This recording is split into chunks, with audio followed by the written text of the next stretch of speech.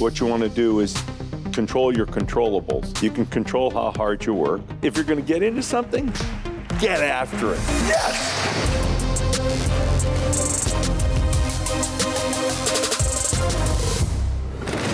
When it comes to business titans, Steve Ballmer is an OG. He was employee number 30 at Microsoft, where he started as Bill Gates' assistant in 1980. By 2000, he was named CEO at the top of the dot-com bubble.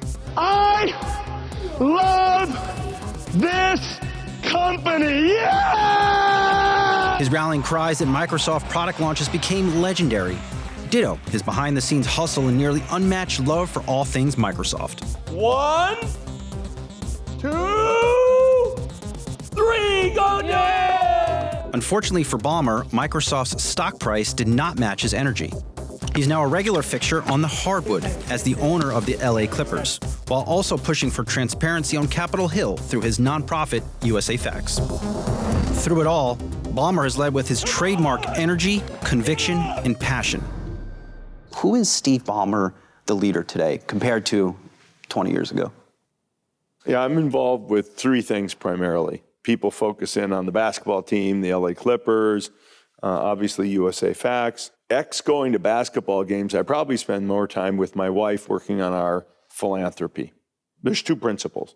Principle number one is I've decided I want to be more like an executive chairman than like a CEO in my new life. That means we have people who really run things. That's an adjustment for me as a leader. I'm used to, having my hands on everything. So it was an adjustment. I'm a little more of a micromanager, let's just say it that way.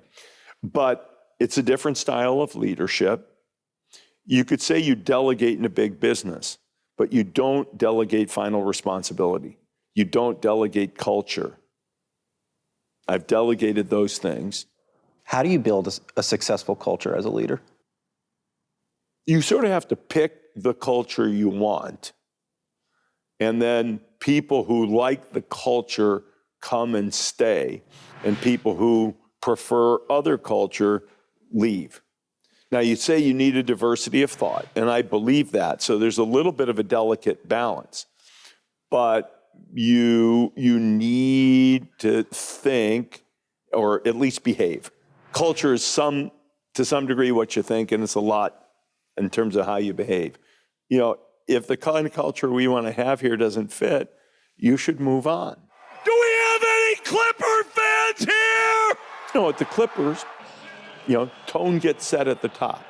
We're hardcore. We're gonna win. We're about maximizing our chance to win championships. Steve, is that your best advice to the next generation of leaders, to be hardcore, and work your ass off, and you will find success? I can't guarantee you'll find success. Whatever success means to you, I think it's a good way to do the ride. But things take, some good ideas, a lot of hard work, some luck. People deny the importance of luck. So in a sense, what you want to do is control your controllables. You can control how hard you work. And you might come up with the right idea, you might not, but you can control how hard you work. Are we getting more safe, better educated, provided for in our old age? I was looking for sources, and then I said, geez, I'd really like to understand the government more broadly by the numbers. So USAFacts is why you are in D.C. It's why we are in D.C. doing this interview. What are you working on there? USAFacts is a project I started, maybe 9 years ago. My wife and I were talking about the role of government in serving kids and families that are, sort of in unfortunate circumstances. I said, I'm going to figure out what government really does. And so I set out to see by the numbers who pays taxes, what the money gets spent on, some sense of wealth transfer. We don't try to forecast the future. So what we do is we provide data, facts. They're facts because they're about what happened. You recently met with politicians and key D.C. lawmakers. What's their response to what you're doing, and what is their view on the data that people ingest right now? It's not my first time in. We try to do a trip to D.C. every year. There's generally two reactions. There's some people who say, how do we government do better at presenting our own data to make sure we have the right data. The bill is passed. One of the things I'm kind of championing is every time a bill gets passed, there ought to be 3 or 4 numbers that people look at, and they need to come in real time. A lot of government numbers come a year, 2 years late. And there's certainly folks in government who are super interested on how to evolve data, the use of data, the integration of data into the process.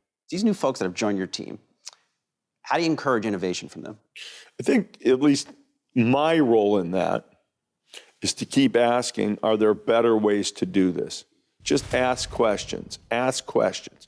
Have we thought about this way of using AI? What about this way of using AI? What about visualizations? What can we do better in the kinds of things we do to visualize government data? What are the visualizations that are really going to help people along that path? And how do we continue to push those? Lastly, what's your leadership legacy? I'm not big on the word legacy. It's not my thing. If you say outside of my kids and my family and my friendships, what will I feel most proud about? I mean, it's going to be, I was employee 30 at Microsoft and really making Microsoft the company it is. We helped change the world. I have a lot of pride in that.